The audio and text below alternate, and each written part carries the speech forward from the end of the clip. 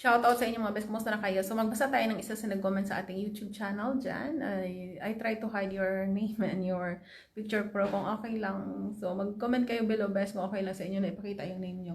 So, hello Ate Sally. Welcome back. Matagal ka talaga na hindi nag-video kasi nga disabled yung ano ko best na wala nang gana doon.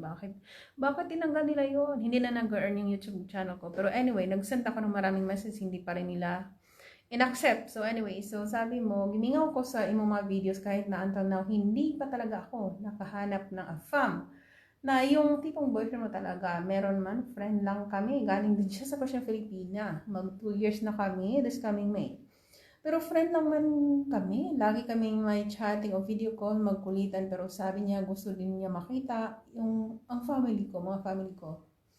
Yung iba kong kapatid na meet na niya and video call pero hindi ko alam kung may feelings ba siya. Kaya minsan isip ko na lang na talagang di siguro akong bagay sa mga fam. Pasensyahan natin sa alimahaba. God bless in your fam. Maraming salamat sa you best. Dagang salamat sa imong pag-share diha. So dili pa right time, dili na siya meant for you. Kung meant for you yan, magsabi na siya sa iyang feeling. So ang imong himuon diha, ang gawin mo dyan is ask him. Walang masamang magtanong ka best. I want to find a man who will be with me for the rest of my life. So, tanungin mo siya if you're serious with me or if you want to be with me. Because